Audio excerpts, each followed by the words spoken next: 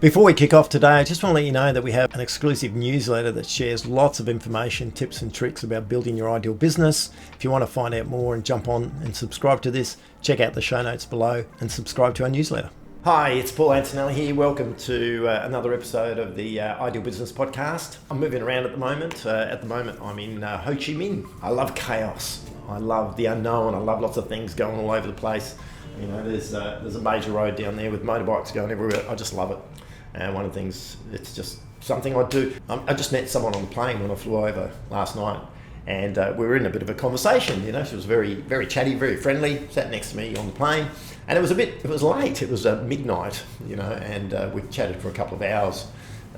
And one of the things in the conversation was that you always talk about, where you're going and how long you're going for, and you know, how are you able to do that? And we started talking. I talk about the fact that I do travel a lot and move around. And you retired? And I go, no, I'm not retired. You know, it's just the way I choose to live and how I operate, and it's sort of my ideal scene. It's what I love to do. She was talking about her own career. She's been in a particular career for over 10 years. You know, the career she's in is real estate. She's a real estate agent. And I know, obviously, from my property inspection business, I've got a few insights into the real estate industry. It's a tough gig, but you can do really, really well. And she clearly is doing very well. She's very personable. You know, one of the things that she talked about was working so many hours, and there's a lot of hours involved in it, working weekends, working nights. And how does she change that? How do you get out of that? And we talked about it and had some sort of bounce things around, and I talked about some of the concepts of really starting at your own point. Instead of thinking about how you change your business and how you work, think about what it is that you want to achieve or change in your personal life, yeah, and start from that point, you know.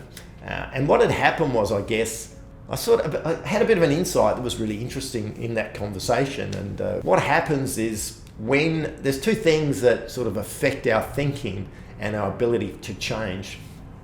Actually, there's lots of things, but there's two sort of aspects. Things that go really well for us, we go, well, don't stop. I won't stop doing that, because if I stop doing that, they may not keep going well for me, if that makes sense. And things that don't go well, or experiences that we've had that have sort of thrown us around a little bit, they can also prevent us from doing things, if that makes sense. And it's a little bit, both of those things are probably quite irrational, you know, and in the sense that it's emotive, that's how we feel about it. But is there any data that, you know, we experience or we see that supports that? So a really good example, when I was talking to this lady on the plane, was when she started her career. You know, you work hard, you're in the career, you're a newbie, you've got to be out there talking to people all the time, and didn't make any money in the first year. You're just out there knocking on doors and working out how it works and getting listings and all that sort of stuff. And then a decade later, still working, you know, just as hard, which is really interesting. And I said, well, how come you work just as hard now as you were when you started? And when we talked about it further, it's sort of like, well, that's what's gotten me here. I don't really want to change that, because I'm really concerned that that's what you need to do. I think I'd really challenge that idea, and as business owners, we can really easily fall into that same trap.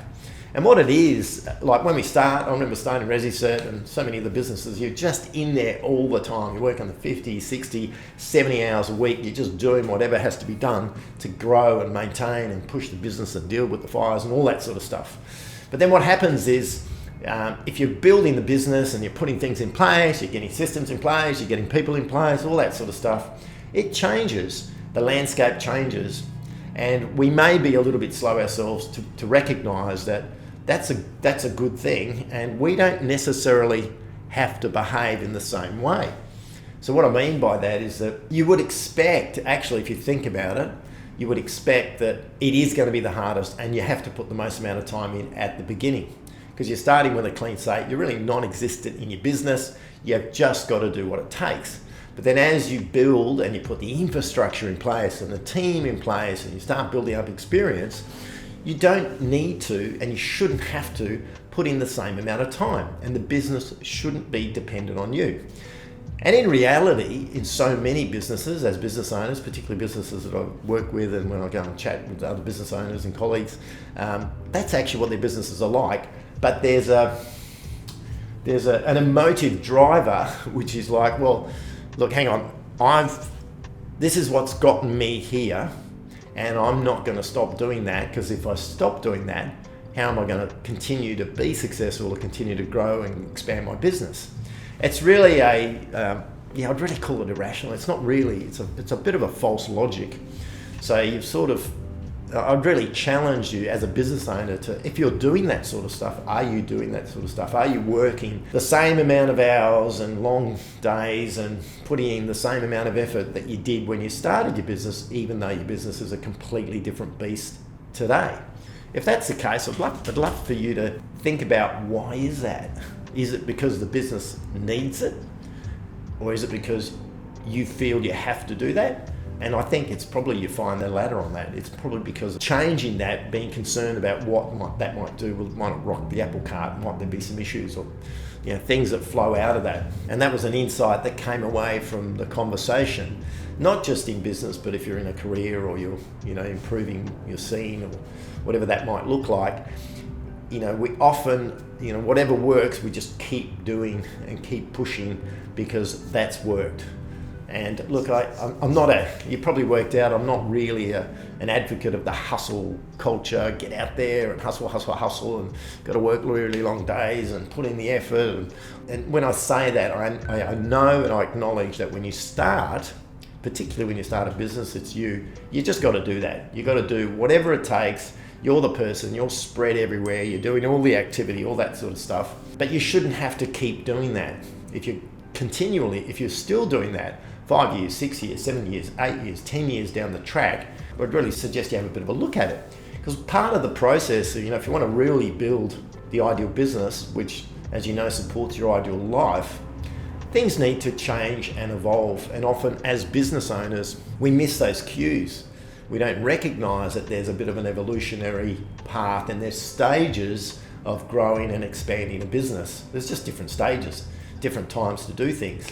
And I've got to admit, in businesses that I've started, I've done the same thing. Having been bankrupt before, you just have to go really hard.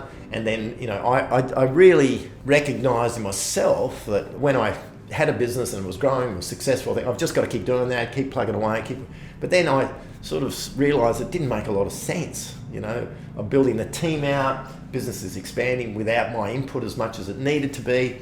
So why am I still so involved? And then as I started stepping back, then I realised it didn't make any change. Actually, the business ran better as I stepped back. And there was a reason for that, and I've talked about that, where we can become the bottleneck in our business. We're actually the reason the business is stuck. It's hit the ceiling, it's not moving forward. So I think when we look at our own journey, our own path, why are we in business, what motivates us, when you're in business, it's tough. It's a tough gig. It takes a lot to get it off the ground, it takes a lot to get it moving, it takes a lot to sustain it and to expand it and to grow it. There's a lot of risks and there's a lot of challenges. So you need to be personally getting fed from it. And when I said fed from it, it needs to be supporting what you want to be achieving in your own life, the things that you love to do, hanging out with family, hobbies that you've got, traveling, whatever that is. If it's not doing that, then you just get worn out. And that's often where you can fall out of love with your business. It's an important thing to keep an eye on and, recognize in your own business, where am I at?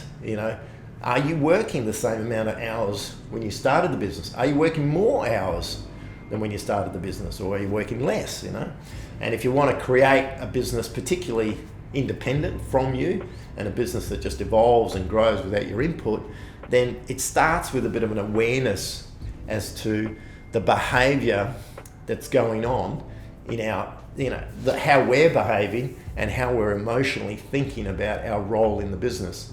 Is it changing? Is that way that we see ourselves in the business and our role in the business changing? Do we see ourselves, and think about this as a bit of an image, do you see yourself as the centre of the business and everything is around you? So, you've got your team around you, but, you're almost the centre point, the hub of the business. That's definitely the case when you start. You're sort of in the middle and there's things around you that you're involved in. You've got your hands on all these different things. But as the business grows, you sort of don't become the centre. you become a part of it and you just move up out of it. That's how it should actually evolve. And then you sort of love it, because what you're doing is you move away from doing all these things that you don't necessarily love to what you love and what really fills you up, and you bring in people who have a passion and greater expertise and just love doing all those things that you might not love doing. Bookkeeping, finance, sales, whatever it might be. You go, I hate that stuff. Have you ever wanted to find out how ideal your business is? We put together a really cool tool that'll enable you to get your ideal business score. It's a fantastic tool. Check it out in the show notes and find out how ideal your business is. Back to the show. You know, I love sort of insights that you get in conversations when you just meet random people. And I thought it sort of challenges my thinking, and I realised that it is how most of us think. And particularly as business owners, we sort of, I guess you call them triggers, or there's, you know, do we make rational decisions? You know, do we make rational data-based decisions, or is there a lot of emotion charged into the way that we think about our role and what we need to do and what would happen? And because we are emotive, there's no question about it. We're not rational beings. We are emotive. All the things that have happened in the past, things that, you know, we think might happen. I think we're one of the only species that can forward look and look at things that might happen. And I don't know if you've noticed this. You know, when you talk to someone and they're thinking about starting a business, and you say, "Oh, I think about starting a business," and you haven't, you know, it hasn't happened yet. They go, "No, I've sort of been thinking about it, but if I start the business and I invest money and it doesn't go too well, it's going to put stress on us, and my relationship might have a problem, and then I can't do this with the kids." It's this sequence of events that may, but highly unlikely they'll take place. And so the way our brains are wired is that we can sort of foresee these things not going well, and then you bring it back to present day and go, "Well, I'm not doing that. I mean, look at how that could end up." And a lot of that is about rewiring that thinking and sort of thinking about how it could go well and what it would look like, and trying to suppress and not look at it from a negative perspective, but more of a positive perspective. Because when you do look at things that can go wrong, it actually blocks movement. It's like a barrier to going forward, because you go, "Well, why would I do that?" You know, you've sort of processed, "Oh, that could happen and this could happen, and if I do that, and then this and this and this, and then it all, and that could really be a bit of a blocker." And what I would always suggest is, when you're doing that, when you're looking at making a decision or making a change or expanding your business or doing anything, look for the data. Is it rational? Is it something that happens often? You know, is there anything around you that says that that's likely to happen? A really good example of this is when you're a director of a company. You know, one of the biggest obligations that you have is to make sure it's not trading insolvent. You know, it's a big thing. You know, insolvent trading, and, you know, it's a big responsibility. You can personally get charged for that and be held accountable. And there's all this, you know, lawyers and your accountant will tell you that all the time. And there's all these things you have to do to make sure you're not trading insolvent. And I remember there was so much around that. And I know a lot of businesses trade insolvent, you know, and basically their definition is you can't pay your bills when they're due. Like, you can't pay your bills when they're due. That's technically the definition of being insolvent, which means you have a bill that's payable and due and you can't pay it. And I don't know about you, but there's a lot of businesses in that situation. But then when you look at, you know, ASIC and how many people they've actually prosecuted for insolvent trading, have a look. You know, I asked the question. They said, "Oh, it happens all the time." I said, "Does it?" And I was really surprised at the result. It rarely happens. You know, so there's all these things that we can think are going to happen because there's literature around us and you get warned out by professionals, but does it actually happen? So one is a risk that's technically a risk and can happen. The other one is actually, the data shows that it's the probability of that risk eventuating is really, really low. There's a real distinction between that. And if you get advice, obviously, from lawyers and accountants, their job is to de-risk. But you always want to challenge that. So look, that's just what I wanted to talk about today. Part of it is changing our thinking. I sort of speared off down this other path in relation to the way that we think and the irrational view of it. But one of the biggest challenges for us as business owners is to evolve personally and the way we engage with our business and our role as the business evolves and changes. So we don't become the hub. So think about it, instead of being the hub, we're part of the system, and our role is very, very different. And that's really liberating, and you sort of get out of the way of the business and you just let the business do what it needs to do. It's very, very cool. So being able to do things like this, I'm in Ho Chi Minh, I'm going to head out today and explore, get on a motorbike and find out what's going on. You can do that sort of stuff because the business isn't dependent on you. So hopefully you found that interesting. I love insights that come. I love meeting people, hearing their stories, and then how does that affect my thinking and challenge my views on stuff. It's a really good way to sort of explore what's around you. Thanks for joining me on this podcast. I'll catch up with you in the next podcast. Ciao for now. Thanks for listening. As you know, we grow organically. It's really people like yourself that enable us to get the word out.